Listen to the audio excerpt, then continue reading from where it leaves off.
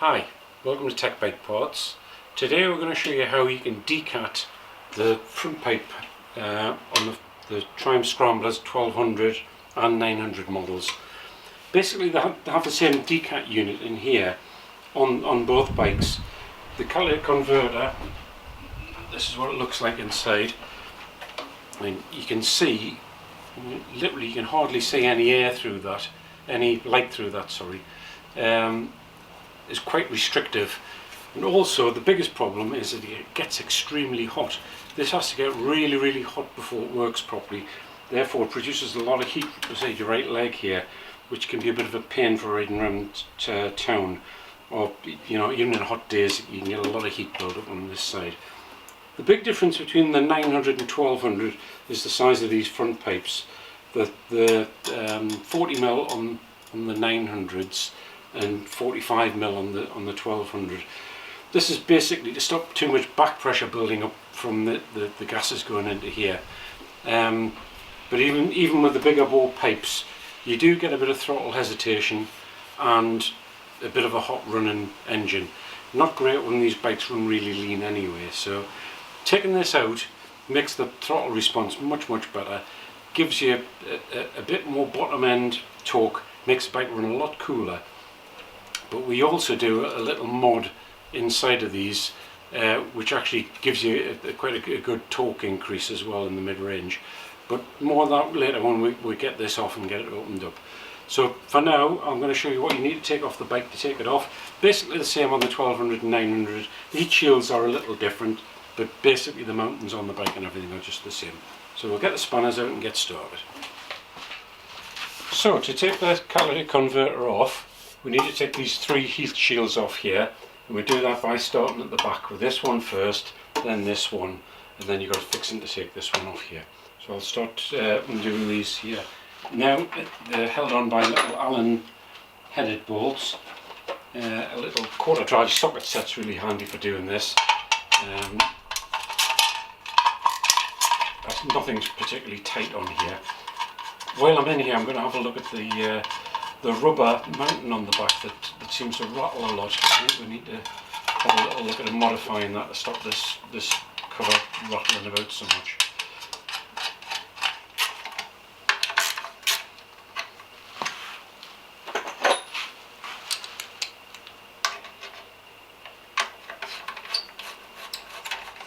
The removal method is basically the same on the 900s. You've got to start taking it off from the back, and when you refit it you've got to start from the front here. There's only 4 visible screws hold this on, but there is hidden fixings that look on here. As you can see, it slides onto these fixings here. Be careful not to lose these little rubbers or it will rattle. If you try and haven't really put much in the way of heat shielding here, and sometimes even when I decap them I actually do add a bit of heat wadding behind here, like foil backed heat resistant material that just stops some of the heat transfer through onto this plate. But that's up to you. I think you may find it's cool enough once you've decapped it. These are the 2 rubbers I mentioned for the heat shield. Actually need to be a bit longer, so I may try and find a couple of rubbers that go in there to stop this heat shield bouncing backwards and forwards, but that's another fix later. So next we need to loosen this 12mm mounting bolt for the silencer assembly. Now the silencer assembly on these is actually all one unit. On the 900s it's actually 2 separate units, but on the 1200 it's actually all one big heavy unit. Now there's another fitting which you need to get on the inside underneath. So loosen that one off and actually remove it completely at this stage, and just leave the top one in but loose.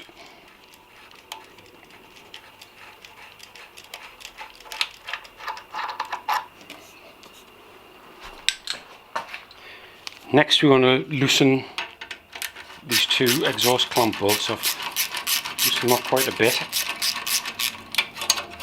There's a one underneath, making a note how these were this one's pointing up and this one's pointing down at about 45 degrees.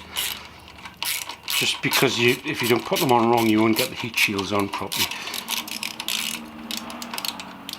Right, that loosened off. All I need to do now is take this top bolt off and we can actually remove the whole silencer assembly there now. So once you've got the bolts out, just gently pull this back.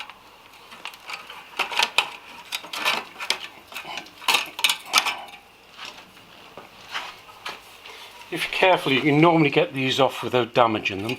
We do stock new ones of these and you can get them from Triumph, but they are quite expensive, and if you're careful, there's nothing to stop you using these a few times. If you find that tight when you put them back on, if you flare these little petals out a little bit and push them onto the pipe first and then push that over like this one's come off, you will find they're a bit easier to go on that way without damaging them. This silence assembly is really quite heavy, and I think we will be looking at making something to lighten the load a bit there. So next up, we need to loosen the header clamp bolts off. These are not normally that tight.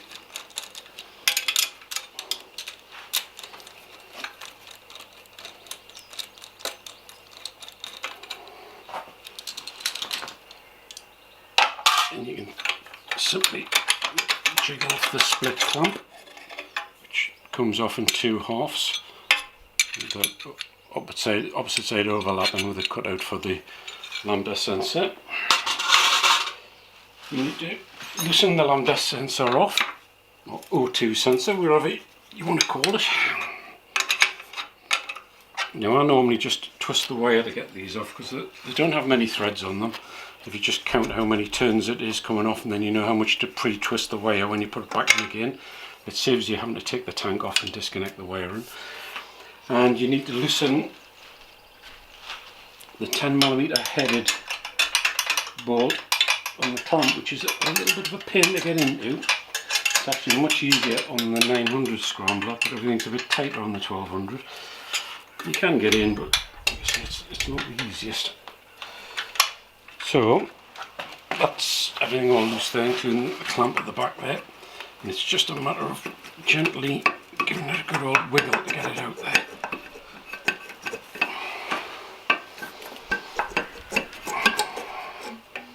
You may find it easier to get that on off if you just loosen the other side slightly, especially putting it back on, because it can be a bit tight to get in there because of the studs. And you may damage the gasket putting it back on if you don't loosen it off on the other side. But that's it there basically. Right, so what we need to do now, using a 1mm thin cutting disc rated for stainless steel, is to go around on this side of this weld, all the way around, tight up against the weld, and just cut a groove just through the casing, so it's only about 1.5mm deep, all the way around. And luckily, if normally 50 to 60% of the time that's all you need to do, you can prise this off. Sometimes if the weld's penetrated a bit too much by the welder making this up, they've actually welded the outer case to the cat inside, and in that case you're going to have to cut the other side of the weld as well. A bit more of a pain, just means you've got to do the job twice, but it doesn't really affect anything else other than that. So I'll get on now and we'll cut around this weld and see how we get on. You see, you never know until you've actually cut it whether you need to do it twice or not.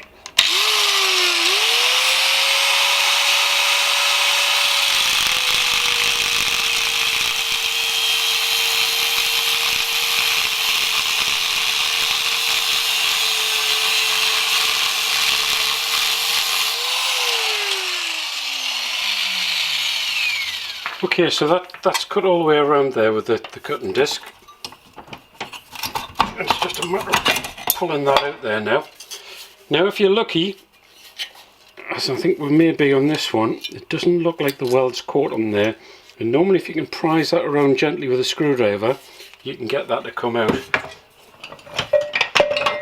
If you're unlucky, what you're going to have to do is cut that weld off, but like I say, in this case it doesn't look like it's too bad. It's a 50-50 chance probably.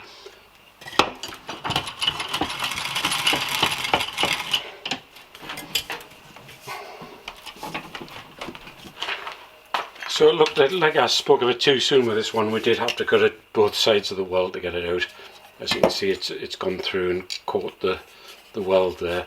So like I said, it's a bit of a luck of the draw, but most of them we do have to cut it that way. So you've got to cut the whole weld out all the way around. So it's just a case of welding this back up again now, either with a MIG or a TIG stainless steel weld. We use both when I'm in the mood for, basically. I tend to TIG them, especially if you've got a bit of filling to do. I find it's a bit easier.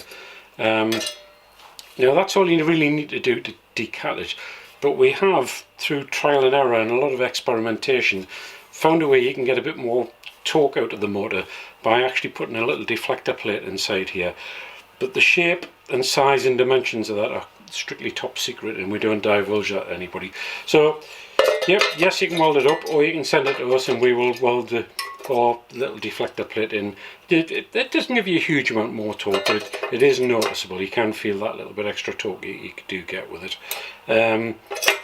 You will get a lot more volume out of the exhaust now without this catalytic converter in.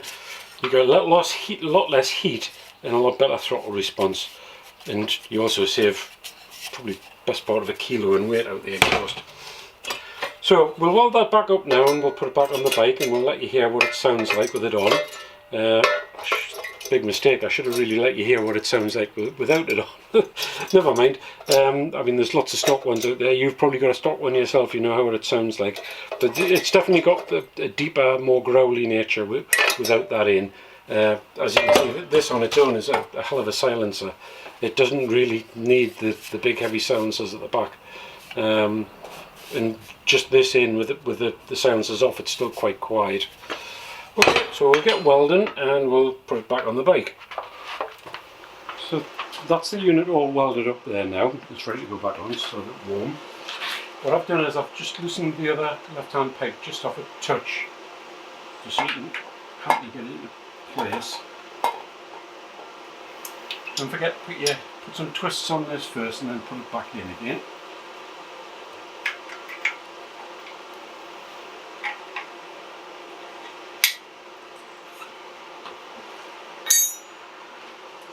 Then it's just a matter of bolting it all up back the way you took it off. Straightforward reverse procedure.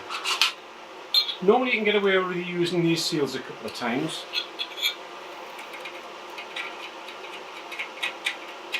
But just nip everything up finger tight here at the front now. Obviously you're going to nip the other side pipe up and then nip this clamp up when you get all these lined up. Then it's just a matter of putting the silencer back on in reverse procedure where you took it off, the bolting from the back. Careful when you put these back on, in case this has dropped out. There's a little metal top hat bush. Sometimes you don't notice that dropping out when you take the silencer off.